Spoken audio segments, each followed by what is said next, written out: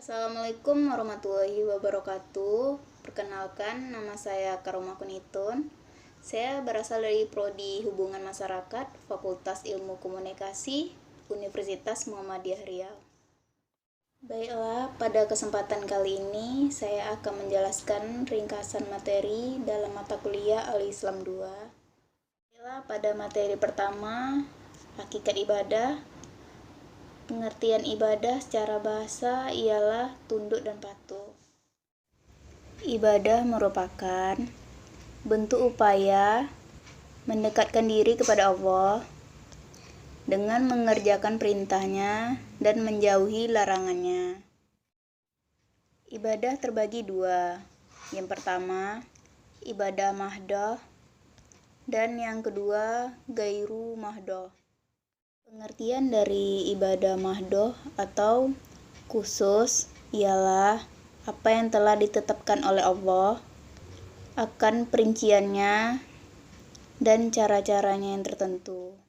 Dari ibadah mahdoh terbagi 4. Yang pertama, keberadaannya berdasarkan perintah baik dari Al-Quran maupun sunnah Rasul. Yang kedua, tata caranya berpola pada contoh yang telah dibuat oleh Rasulullah.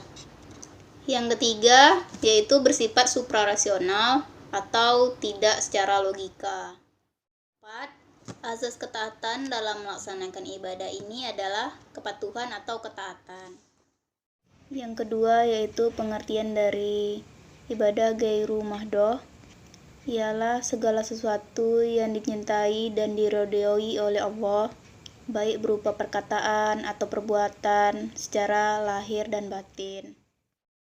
Prinsip dari ibadah gairu mahdoh ada beberapa, yaitu yang pertama, keberadaannya didasarkan tidak adanya dalil yang melarang baik Al-Quran maupun sunnah Rasul. Yang kedua, tata pelaksanaannya tidak perlu berpola pada contoh yang dibuat oleh Rasulullah. Yang ketiga, yaitu bersifat rasional atau secara logika. Yang keempat, azasnya bermanfaat. Selagi itu bermanfaat, maka itu boleh dilakukan. Selanjutnya, bab 2 yaitu sholat. Asal dari bahasa Arab yang artinya doa, sedangkan menurut istilah bahwa sholat itu adalah ibadah yang dimulai dengan niat, diawali dengan membacakan takbiratul ihram, dan diakhiri dengan mengucapkan salam secara ketentuan yang diajarkan oleh Nabi Muhammad SAW. Beberapa tujuan dalam melaksanakan ibadah sholat. Yang pertama, mendekatkan diri kepada Allah. Yang kedua, yaitu menjaga kesadaran dan pengendalian diri. Yang ketiga, itu sebagai motivasi dan terapi psikologis. Yang keempat, yaitu memupuk rasa persatuan dan persaudaraan. Yang kelima, yaitu mencegah perbuatan keji dan mungkar. Yang keenam, yaitu menanamkan disiplin terhadap waktu. Dan yang terakhir, yang ketujuh, yaitu menolong dalam memecahkan masalah. Selanjutnya itu bab 3, yaitu hakikat puasa. Bagi puasa adalah menahan diri dari makan dan minum dan dari segala sesuatu yang membatalkannya, dimulai dari terbit fajar hingga terbenamnya matahari dengan syarat yang tertentu. Dalam perspektif biologi meliputi yaitu membersihkan tubuh dari kotoran dan racun. Yang kedua yaitu meningkatkan sistem kekebalan tubuh. Dan yang ketiga yaitu mempercepat regenerasi sel tubuh. Selanjutnya jenis-jenis puasa yang meliputi yaitu yang pertama yaitu puasa wajib, contohnya dilakukan pada bulan Ramadan. Yang kedua puasa sunnah, contohnya puasa Senin Kamis. Dan yang ketiga yaitu puasa ganti atau qadha. Bab keempat, haji. Haji menurut istilah adalah memenuhi panggilan Allah untuk melaksanakan ibadah ke tanah suci pada waktu yang telah ditentukan sesuai dengan syariat Rasulullah. Itu makna spiritual haji bagi kehidupan sosial meliputi yaitu tawaf, ialah mengitari Ka'bah sebanyak 7 kali dan melawan arah jarum jam. Yang kedua yaitu sa'i, ialah berlari-lari kecil antara Bukit Safa dan Bukit Marwah. Yang ketiga yaitu melontarkan jumrah, ialah merupakan ibadah yang didasarkan kepada perilaku Nabi Ibrahim yang melempar batu kepada setan untuk menunaikan ibadahnya kepada Allah. Yang terakhir yaitu wukuf di Padang Arafah, merupakan daerah yang dipertemukannya Nabi Adam dan Siti Hawa yang kemudian melakukan taubat kepada Allah. Selanjutnya, bab 5, ibadah maliyah. Ia adalah ibadah yang dilakukan dengan menggunakan harta benda. Misalnya haji, umroh, zakat, sedekah, kurban, dan lain-lain.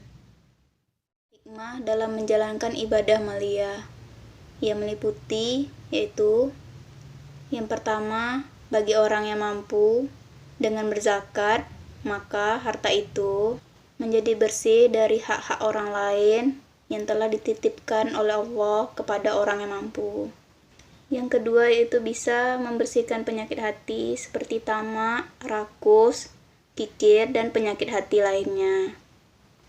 Yang ketiga, dengan memberikan zakat kepada fakir miskin, maka menghindari dari ketidakadilannya sosial. Yang keempat yaitu memupuk rasa kasih sayang antara orang mampu kepada orang yang fakir miskin, sehingga terjalin keterpaduan tersebut. Yang kelima yaitu mengikis segala bentuk kejahatan yang bisa terjadi di dalam masyarakat akibat kesenjangan sosial. Selanjutnya, pada bab ke-6 yang berjudul akhlak. Akhlak dapat diartikan sebagai sikap yang melahirkan perbuatan, bisa berupa baik ataupun bisa berupa buruk.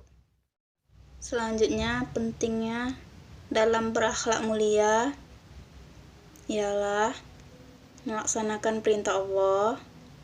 Akhlak juga menjadi sebab untuk taat kepada Rasulullah, dan akhlak juga menjadi sebab yang paling mulia untuk masuk ke surga.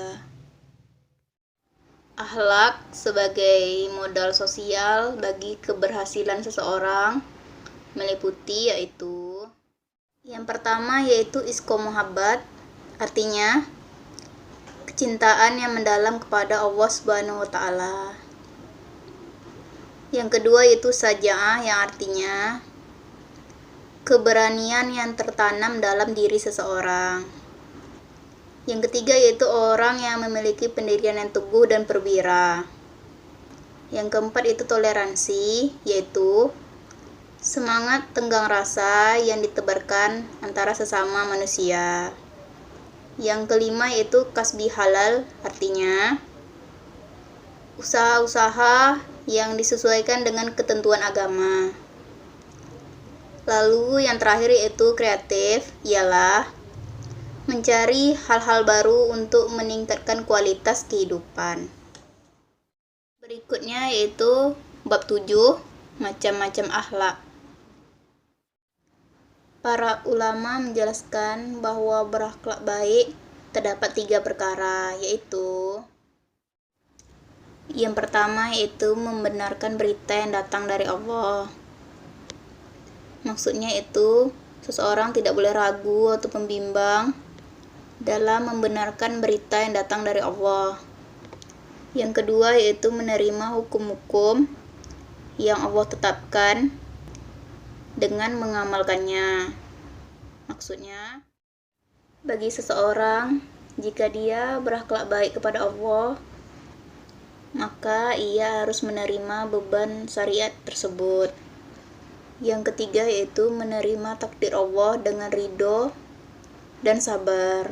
Maksudnya, berserah diri dan merasa tenang dengan takdir-takdir Allah. Berikutnya, bab ke-8, membangun keluarga yang sakinah.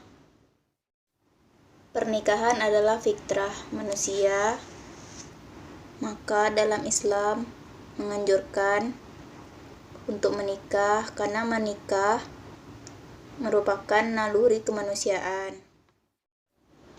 Selanjutnya yaitu tata cara pernikahan dalam Islam meliputi yaitu yang pertama, khitbah atau peminangan merupakan jika seorang muslim ingin menikahi seorang muslimah, hendaknya ia meminang terlebih dahulu.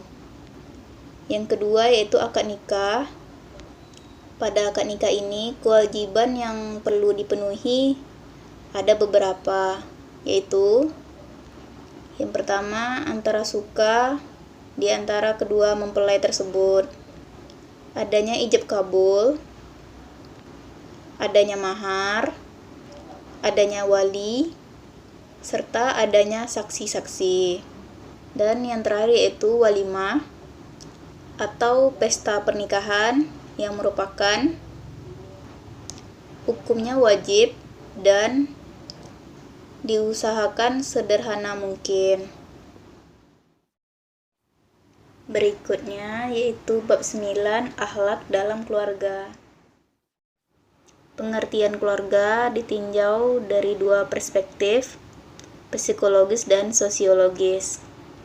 Secara psikologis, keluarga adalah sekumpulan orang yang hidup bersama dalam tempat tinggal yang sama, sehingga terjadi saling memperhatikan dan mempengaruhi.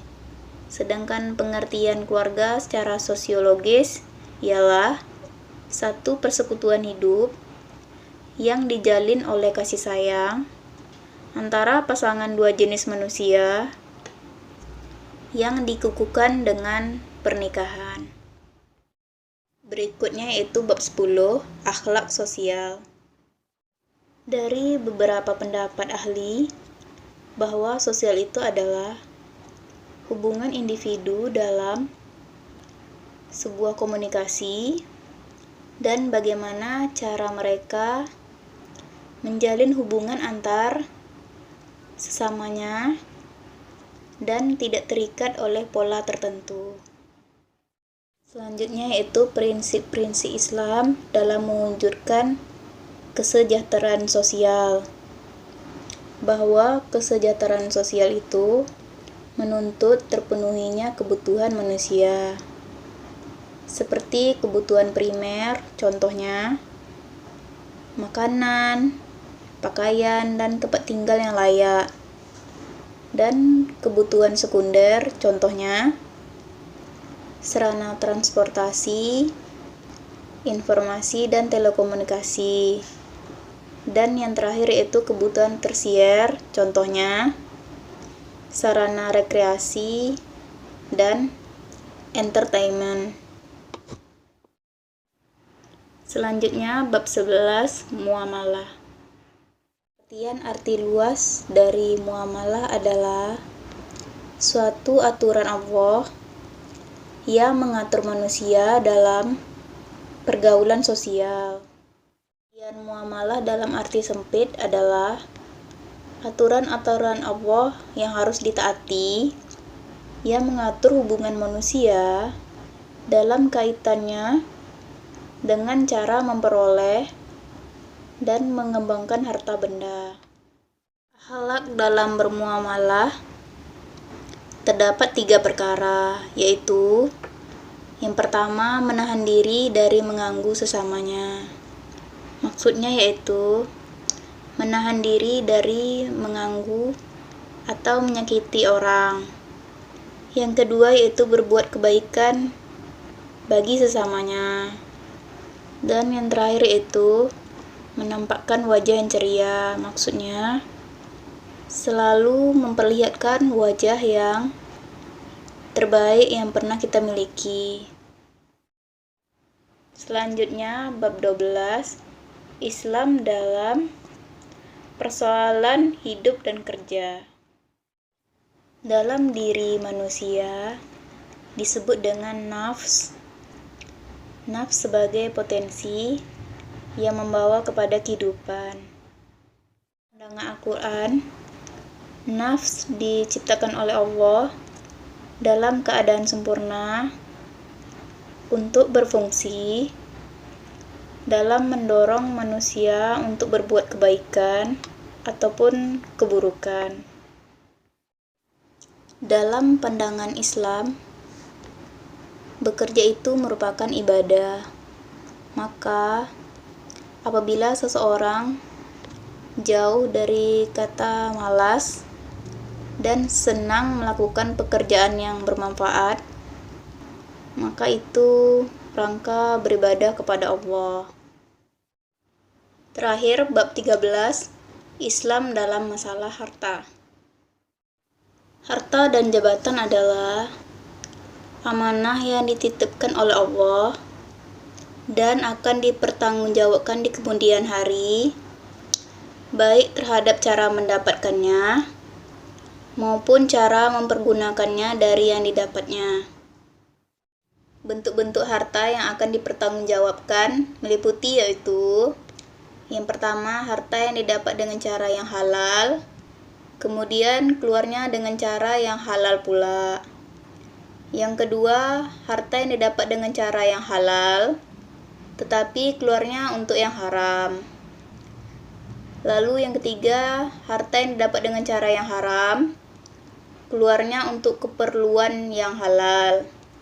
Begitu pula sebaliknya, harta yang didapat dengan cara yang haram, keluarnya juga untuk keperluan yang haram pula.